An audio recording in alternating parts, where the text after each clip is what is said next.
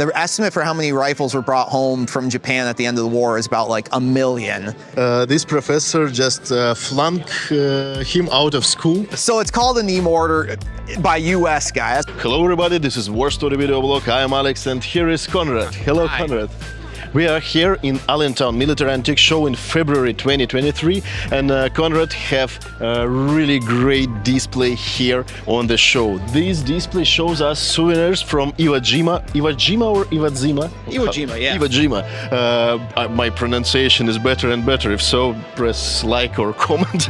But anyway, this is a great display and I would like to ask Conrad to tell us about these items because it's incredible collection of war souvenirs. Let's go.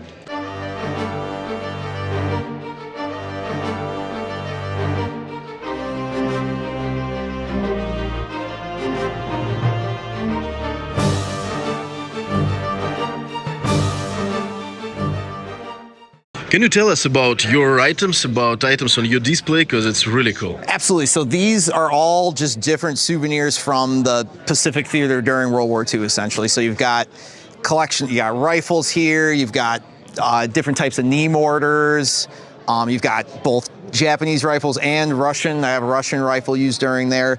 And it kind of goes the gambit from during the war and then even stuff they sent home like after the war. So this would have been, these two crates here are literally the crates that these rifles came home in at the end of World War II when they were occupying Japan.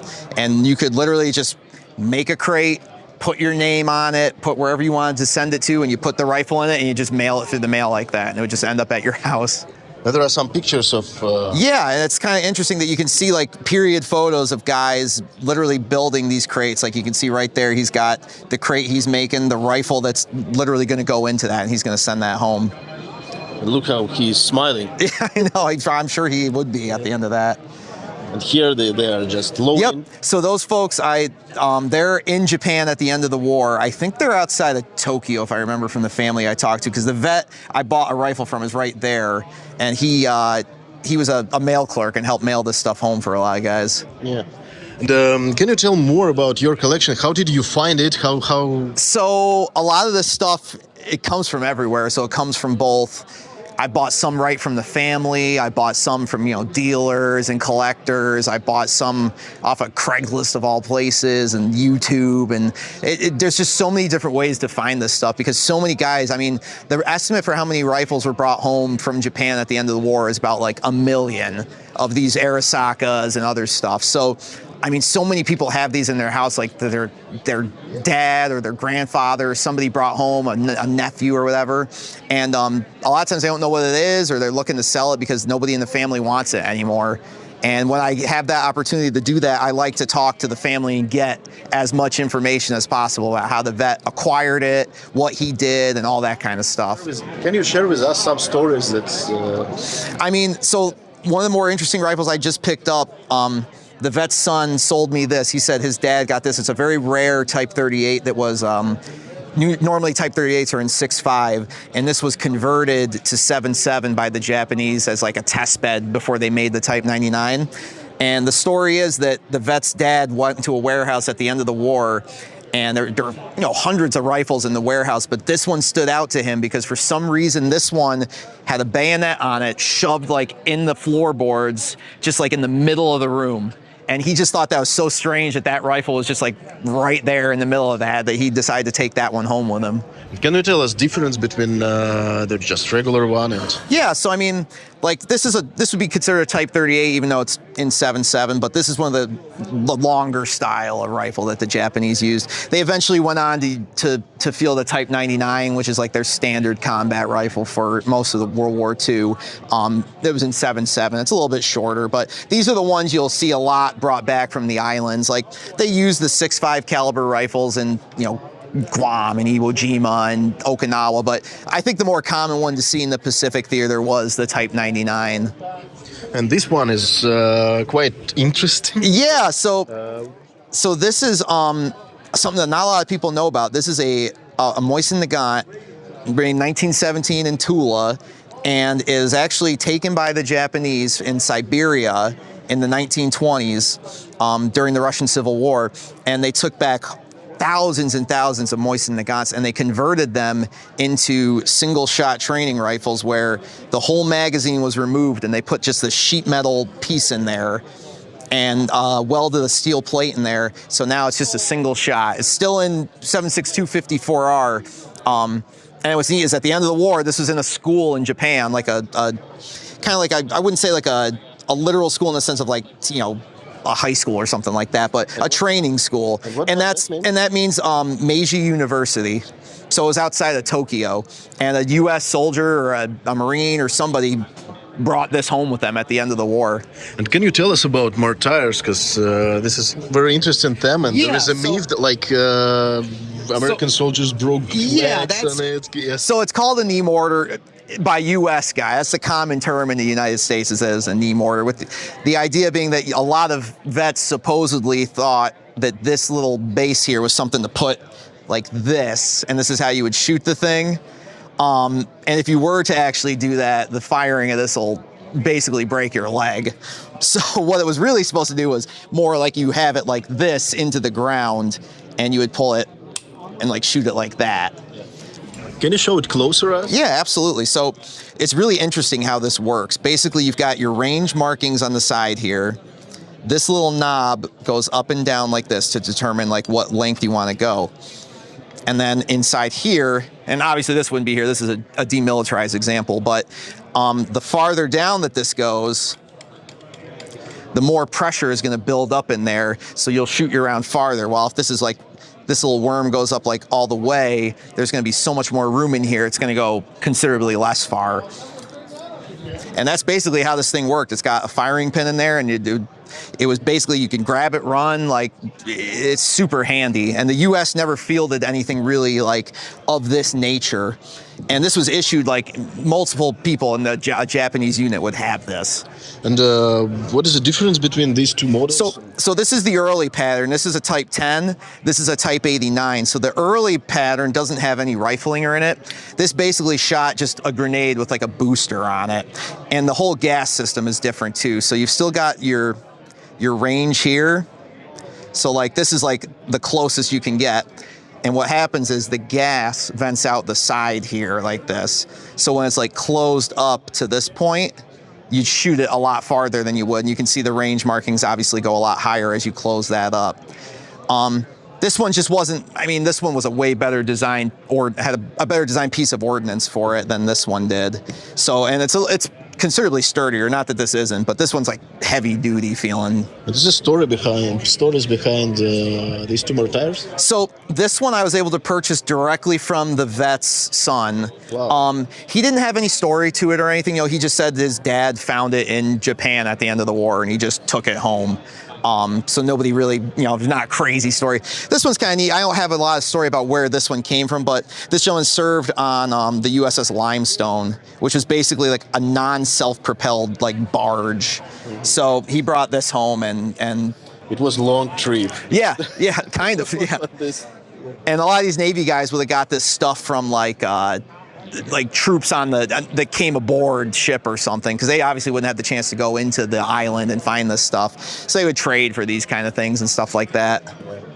And that helmet is really cool. Yeah, so this is what's neat is like the helmet itself is kind of just like it's an average thing. It's like a civil defense helmet. But what's neat is the captain literally just wrote his name and the person he was sending it to, and just mailed it in the mail just like that. Yeah.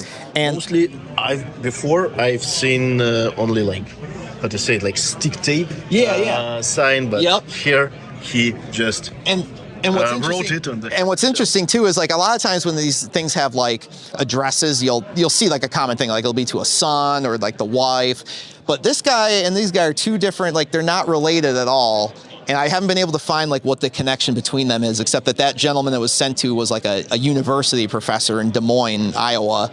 So I don't know if the vet like knew him or like went to college there or something, and for some reason he made enough of an impression that he decided to mail him home a helmet or something like that. Actually, in my theory, this professor just flunked him out of school, and this guy became military, joined military, and then sent it back. Be like, look at that. Yeah, probably you have guys another theory. Just text it in comments.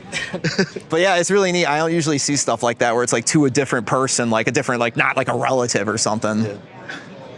And that's very interesting to study American tradition for war souvenirs, to bring back war souvenirs, because it started in World War I. Yeah. And you have a lot of documents about it. Can you show us some? Yeah, so like I've got basically during the war you could bring, like if you had a souvenir, like a sign-off paper here that would allow you to bring something home. So this paper here is dated April 1945 to this rifle right here. And it's got the rifle serial number on it, so you know that's the right one. And it was brought home by this gentleman, a Marine, and it's got all the, I was able to pull his file from the National Archives. I had a gentleman who does that stuff for a small fee.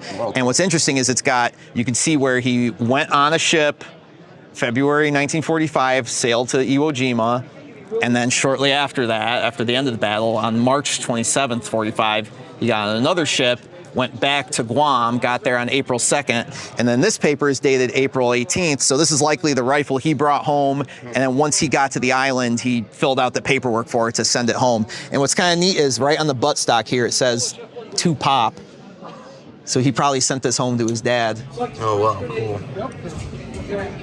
He's probably proud of him. Yeah, exactly.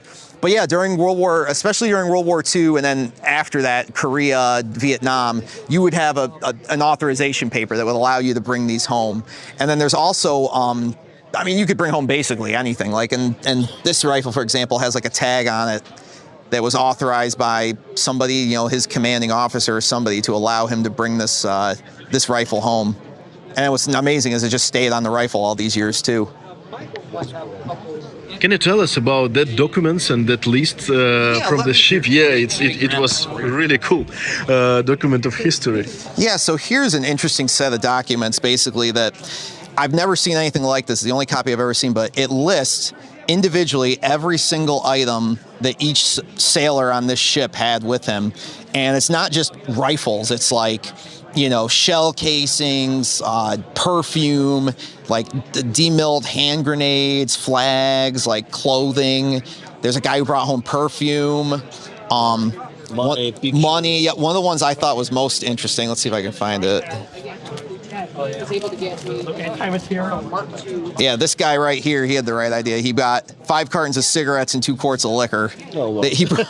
Probably he finished it. Yeah, he was a lieutenant, so he knew what he was doing. Yeah. But yeah, it's just so interesting, all the stuff that guys would bring home, because a lot of times you think, especially when you're into just like collecting military rifles and stuff, you only think about the rifles, but guys were bringing home all kinds of stuff: sashes, clothes, shoes, coins, just any kind of souvenir they could find. But sometimes if you just have cigarettes and liquors, you can trade it for rifles. Exactly, and that's how a lot of Navy guys would do that, is they would have cigarettes and liquors, rations and stuff, and you trade it to a Marine or an Army guy that came on your ship. You trade for a rifle or something, because if you're on the ship, you don't have a chance necessarily to go in the field and get something, so you want to do that. And there was enough of a demand for stuff like that, especially for flags, you can actually buy flags that were made fake in 1945 by guys on islands to sell to the Navy guys, saying, you know, this is a Japanese flag I got, blah, blah, blah, and trade it for liquor or cigarettes or whatever, like food. And it was literally fake back then, and they're actually collectible nowadays because they were like fakes from the time period to sell to other guys. And American soldiers did the same with German stuff, with German rifles and with German flags. And for me, German flag with Kriegs flag with swastika or probably regimental flag is the same like Japanese flags or stuff like that. It's the history of that it was a souvenir brought home by like a vet. That's what it is all about. And I've seen, it's kind of interesting with Japanese flags. I'll sometimes see them with like where a U.S. unit would sign the entire flag with like their name and where they were from. And I have a couple like that, and it's really interesting to see because you can actually like find what unit they were with and all that kind of stuff. Yeah, that's really cool. And this box is interesting because period newspapers Yeah, so this still was here. I used to focus heavily on just collecting rifles in their crate like this, and it's amazing how many of these like guys would send home and just never opened after the war. This one's kind of special, especially because this one has all the original packing material that he used, including the papers dated. You can see right there, October 1945. Wow. And he had these on hand somewhere wherever he was stationed. He used that to package it, and it's been in the box ever since. And the rifle itself is unissued, never, like it's like probably was found in an arsenal in Japan. Like that's all the original finish and everything. It's just super clean. Have you ever shoot with these rifles? Or? Yeah, I mean, I own a, boy, I don't even know how many I own. I own a ridiculous amount, but I've only shot, like, you can shoot all of them. They're all good to go. I only shoot specific ones just because I have so many and I know which ones are the good shooters. Like something like this, this one will just stay in the crate like this. It's still got all the original, like, cosmoline and grease on it from when the guy shipped it home. So this is one I'd rather leave, like, as it is. Same with this one. This one, I had to clean it up enough to handle it, but you can see all the grease and stuff that's on it and in there. And this one was shipped home in this crate right here. I really enjoyed to film this video, but before the end, I would like to ask like Japanese rifle tutorial from professionals. So Yeah. could you tell us the difference between these rifles and some more information about Type 44 with this Yeah, so- folding bayonet? Yeah, so in terms of being able to tell the difference between, I mean, the big difference between the two is you got a 6.5 caliber and a 7.7 caliber. So the rifle like this right here, like this Type 44, this would be in like a 6.5 caliber. One of the easy ways, I know a lot of guys say this, typically Type 38s variants, they're in 6.5, we're gonna have the two vent holes in there. While if you look at something like a Type 99 here, that one's gonna have generally just the one there. That's like a very simple way for like a new person to kind of identify, and that's not always a universal rule, but typically it's correct. Type 38s are gonna be a bit longer in general than a 99. Type 99s are made more in like a short rifle form, so they're a little bit more handier. And then you've got ones like this where it's like a Type 44. This was like a cavalry carbine. So instead of having a separate bayonet to it, they decided it would be easier just to have one here that you could just fold down and you wouldn't have to lose it or deal with having it on your belt with a cavalry saber, essentially. So these would have been issued, and what's kind of neat is, not in this example because it's really mint, but on a lot of them, this whole side is just worn down, the wood, and it's from carrying it like over your back, like as a cavalry soldier. So that's a really neat rifle, and they have such a unique design to the front of it here with this like stacking hook to help mount them all like that into a T-piece. So it's a really neat rifle. Type 44 is one of my favorite Japanese rifles, I would say. Thank you for all this information, because I really enjoyed to film this video, as I said, and it was really super informative, and it would be great if you can share more stories with us if we will meet in the future, and I hope you guys also enjoyed it. If so, just text a comment, and we will check these comments, and I will send you a link of the video when I publish it. It should be short. Awesome. Thank you again. Thank you so much. I appreciate it. Thank you. And you guys, thank you for watching this video until the end. Press like, subscribe, and leave your feedback under the video. See you real soon.